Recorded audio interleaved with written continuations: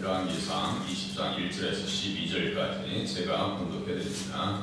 아람의 베나닷 왕이 그의 군대를 다 모으니 왕 32명이 그와 함께 있고 또 말과 병거들이 있더라. 이에 올라와서 사마리아를 이웃사고 그것을 치며 사자들을 성 안에 있는 이스라엘의 아합 왕에게 보내 이르기를 베나닷이 그에게 이르되 내 은금은 내 것이요 내 아내들과 내 자녀들의 아름다운 차도 내 것이라 하며 이스라엘의 왕이 대답하여 말하기를 내 주 왕이여 왕의 말씀같이 나와 내 것은 다 왕의 것이니이다 하였더니 사신들이 다시 와서 이르되 베나닷이 이르노라 내가 이미 네게 사람을 보내어 말하기를 너는 내 은근과 아내들과 자녀들을 내게 넘기라 하였거니와 내일 이맘때 내가 내 신하들을 내게 보내리니 그들이 내 집과 내 신하들의 집을 수색하여 내 눈이 기뻐하는 것을 그들의 손으로 잡아 가져가리라 한지라. 이에 이스라엘 왕이 나라의 장로를 다 불러 이르되 너희는 이 사람의 악을 도모하고 있는 줄을 자세히 알라. 그가 내 아내들과 내 자녀들과 내 은금을 빼앗으려고 사로람을 내게 보냈으나 내가 거절하지 못하였느라. 모든 장로와 백성들이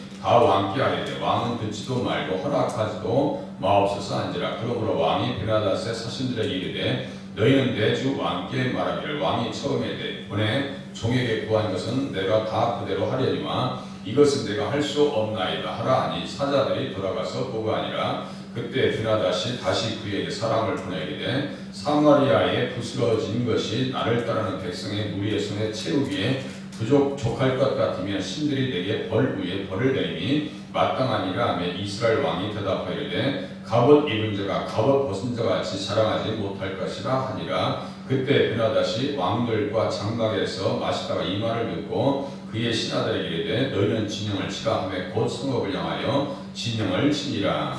아멘. 20장은 아람 왕 베나닷과 아합과의 전쟁을 이야기하고 있습니다. 그래서 베나닷의 침공과 교만한 태도가 12절까지, 또 베나닷이 거듭되는 전쟁의 실패가 34절까지, 또 아합에 대한 선지자의 책망으로 본문이 전개되어 있습니다. 하나님 앞에서 합당히 살지 아니하면 여호싸이고 둘러싸일 수밖에 없고 입지가 좁아지고 험한 말을 들어요. 하나님을 믿어야 될 백성이 하나님 앞에 제대로 살지 아니하면 이렇게 험한 일을 당합니다. 성경은 이렇게 기록해 줌을 통해서 우리에게 어떻게 살아야 되고 어떠한 일을 선택해야 되고 어떠한 입장을 취해야 될지를 우리에게 가르쳐 줍니다. 이야기를 써놓으면서 우리에게 하는 이야기가 더 많아요. 사회상 이걸 다 해석해서 이렇게 해서 이렇게 됐다라 보다도 이야기를 던져줌을 통해서 독자들에게 이 말씀을 읽는 사람들에게 많은 생각을 하게 합니다. 많은 생각을 하게 돼요. 저마다 처한 입장에 따라서 말씀을 달리 해석도 하게 되고 또 하나님 앞에 어떻게 살아야 되는지도 깨닫게 하십니다. 아람 왕 베나닷은 결국은 망합니다. 하나님께서 그렇게 베나닷을 처리해버려요. 어떻게 처리하시냐면 병이 들었을 때 그의 신하 하사엘에 의해서 죽임을 당합니다.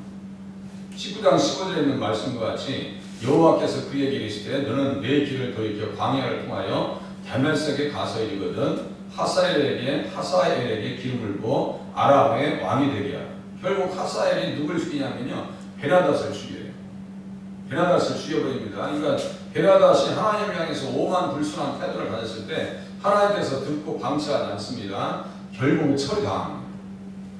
자기 신하에 대해서 비참하게 죽임을 당해요. 베나닷도 이제 병이 찾아왔을 거 아니에요. 병이 들면 사람들이 어떤 생각까지 내가 이 병이 날지 않을까. 아합의 아들 아시아도 그렇고요. 또 여로보암의 아들 아비야가 병 들었을 때 또 아이야 선지자에게 찾아가서 병이 낫겠나 안 낫겠나 궁금하거든요. 내가 이 병을 이길 수 있는지 없는지 궁금해서 엘리사에게 찾아가서 한번 물어봐라 이렇게 얘기해요. 그때 엘리사가 이야기합니다. 너는 가서 그에게 말하기를 왕이 반드시 나으리라 하라. 그러나 여호와께서 그가 반드시 죽으리라고 내게 말게 하셨느니라 하고 하나님의 사람이 하사엘이 이제 이제 왕이 될 것을 얘기하고 하사엘은 어떻게 했냐면 이불을 덮어 죽여버려요. 그리고 또 엘리야 엘리사는 하사엘을 보면서 막 울어요. 이상한 장면이 연출됩니다. 막 울어요. 왜 도대체가 왜 우는가? 엘리야도 앞날을 보지만 엘리사도 이스라엘 백성들의 앞날뿐만 아니라 유다 백성들의 앞날을 다 봅니다. 하나님 앞에 잘못해서 에워싸이고 죽임을 당하고 아이벤 자의 배를 가르는 것을 다 엘리사는 봐요. 기도하는 사람들은요 하나님과 연결되어 있기 때문에 앞에도 다 본다 이 말이에요. 그래서 하사엘을 막 부끄럽기까지 쏘아보면서 엉엉 우릅니다. 그 당시에 이스라엘 땅에서 나타나는 현상에 왜 그렇게 험악한 일을 경험하고 있어요? 하나님 앞에 합당에 살지 못하니까 이스라엘 백성들이 적군 앞에 끔찍을 못하더라. 어떠한 권세가 지금 쳐들어와요? 아람의 베나닷 왕이 그의 군대를 다 모으니 왕 32명이 그와 함께 있고 또 말과 병거들이 있더라. 이에 올라가서 사마리아를 에워싸고 그것을 쳤더라. 이랬습니다. 연합되어진 군대를 끌고 와서 이스라엘 백성들을 그렇게 고통스럽게 합니다.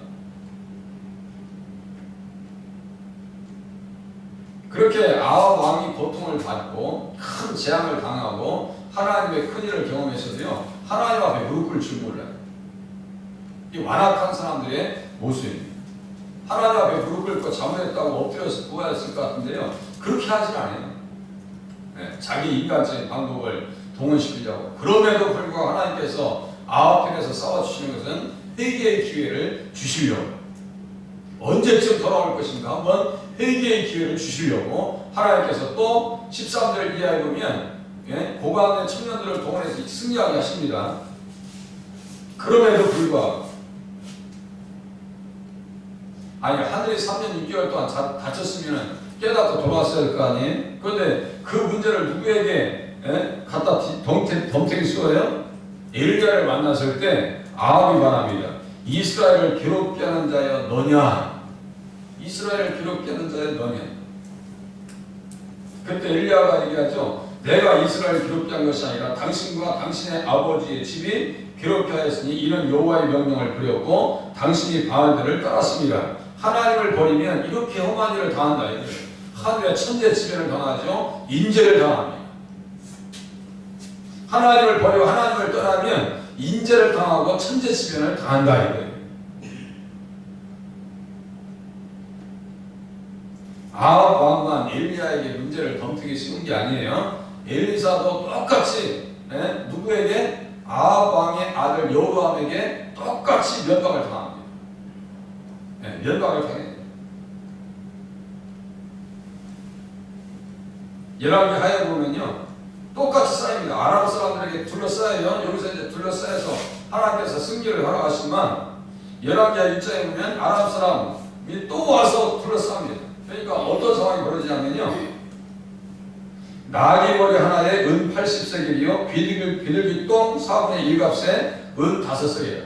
비둘기 똥이 뭐냐 이렇게 제가 봤더니요 두 가지 해석이 있어요. 하나는 그것을 연료로 쓰기 때문에 비둘기 똥이 그렇게 비싸다라는 표현이 있고, 하나는 비둘기 똥이 최소한의 영양분을 제공할 수 있다 이런 표현이 있어요. 최소한의 영양분이 공급이 된다 이렇게 주요 학자들이 써놨더라고요. 그래서 그렇구나, 이게 연료로 쓸 수도 있었고 최소한의 영양분을 공급하는 식사 대용이 될 수 있었구나. 이런들 지나가면서 비둘기 똥을 한번 봐보세요. 먹을 수 있겠나? 그 태움들 얼마나 태우겠어요? 태움들 그렇게 엄청난 일을 당합니다. 거기에서 끝나는 것이 아니에요.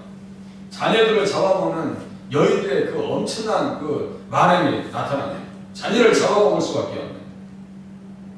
그럴 때 여호람 왕이 어떻게 하는지 아세요? 덤태기 세운다 했죠. 왕이 이르되 사밧의 아들 엘리사의 머리가 오늘 그 몸에 붙어 있으면 하나님이 내게 벌 위에 벌을 내리실지로다. 세상에. 아니 어려움을 당하면 문제를 자기에게서 발견해야 되는데 문제를 누구의 탓으로 다 돌린다고요? 남의 탓으로 돌린다. 대부분 사람들이 어떠한 경우로 사람 문제를 전가시켜요? 부모님 탓으로, 환경 탓으로. 자기 못난 것을 생각하지 않아요. 아합이 그랬다고요. 끝까지 자기 못난 것은요 드러내지가 않아요. 이웃사이죠. 사자들을 성안에 있는 이스라엘의 아합 왕에게 보내기를 베나다시 그에게 이르되 내 은금은 내 것이요 내 아내들과 내 자녀들의 아름다운 자도 내 것이니라 하며 이스라엘 왕이 대답하여 말하기를 내 주 왕이여 왕의 말씀같이 나와 내 것은 다 왕의 것이니이다 하였더니 얼마나 굴욕적인 일입니까? 얼마나 나약하고 연약하고 하나님 편에 서 있으면 뭐 이런 일도 없어요. 솔로몬도 똑같아요. 하나님 편에 있을 때는 전혀 문제 없었는데 하나님을 떠나니까 대적자들이 다 등장하죠. 1, 2, 3으로 등장합니다. 1, 2, 3으로.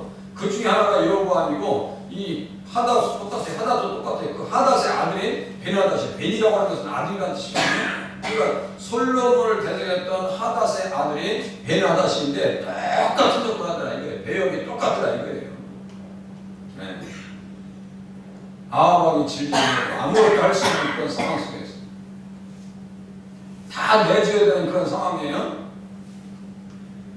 하나님을 잃어버리니까 다 잃어버리더라 이거예요. 믿음을 잃어버리면 다 잃어버리더라 이거예요. 예수 믿음을 놓쳐버리면 다 놓쳐버려요. 내가 끌어안을 수 있는 것이 아무것도 없어요. 지금 아합이 그런 거 아니에요? 다 왕의 것입니다. 그죠? 다 왕의 것이죠. 세상 것에 사로잡혀 있으면 자기의 열정과 재물과 마음의 뜻도요 다 세상에 바쳐지더라 이거예요. 기도하시는 분들은 첫 시간을 하나님 앞에 드리잖아요. 사람들은 뭐예요? 주말 되면 불금이에요. 불금이라 해도 밤새 놀고 밤새 게임하고 그 다음날 일어나고 그러니 교회 갈 생각 있겠어요? 우리 자녀들 이야기가 아닌지. 토요일날 주말만 되면 모든 시간을 누구에게 뺏기는 거예요? 세상에 다 뺏기는 거예요. 영화에 뺏기고 드라마에 뺏기고 게임에 뺏기고 말이죠. 참 안타깝게 그지없습니다. 그러니 무슨 하나님 생각 나가려고요. 교회 어쩌다 보면 그냥 졸고 있고 잠을 자고 있고 이게 보통 일이 아닙니다. 하나님 잃어버리면 다 빼앗기고 다 잃어버리더라. 한 단계 들어갑니다. 이제 6절 보세요. 사신들이 다시 와서 이르되 베나닷이 이르노라 내가 이미 내게 사람을 보내어 말하기를 너는 내 은금과 아내들과 자녀들을 내게 넘기라 하였거니와 내일 이맘때 내가 내 신하들을 내게 보내리니 그들이 내 집과 내 신하들의 집을 수색하여 내 눈이 기뻐하는 것을 그들의 손으로 잡아 가져가리라 한지라. 이에 이스라엘 왕이 나라의 장로를 다 불러 이르되 너희는 이 사람이 악을 도모하고 있는 줄을 자세히 알라. 그가 내 아내들과 내 자녀들과 내 은금을 빼앗으려고 사람을 내게 보냈으나 내가 거절하지 못하였노라. 평소에 거기에 연결된 악한 행에 붙잡혀 있으니까 아무것도 할 수 있는 방법이 없어요. 장로와 백성들이 다 왕께 나옵니다. 왕은 듣지도 말고 허락하지도 마옵소서 한지라. 그래도 한번 저항을 해보자 이거죠. 그러므로 왕이 베나닷의 사신들에게 이르되 너희는 내 주 왕께 말하기를 왕이 처음에 보내 종에게 구하신 것은 내가 다 그대로 하려니와 이것은 내가 할 수 없나이다 하라 하니 사자들이 돌아가서 보고하니라. 그때 얘기합니다. 베나닷이 다시 그에게 사람을 보내기되 사마리아에 부스러진 것이 나를 따르는 백성의 무리 손에 채우기에 족할 것 같으면 신들이 내게 벌 위에 벌을 내림이 마땅하니라. 다 뺏겠다는 거예요. 다 가져가겠다는 거예요. 완전히 다 깨버리겠다는 겁니다. 신들이 내게 벌 위에 벌을 내림이 마땅하니라. 뭐냐면요. 지금 신성 모독으로 들어갑니다. 하나님을 대적하는 거예요. 20장 23절에 보면 또 한 단계 들어갑니다. 하나님은 어떻게 얘기하냐면요. 아람 왕의 신하들이 왕께 이르되 그들의 신은 산의 신이다. 하나님을요.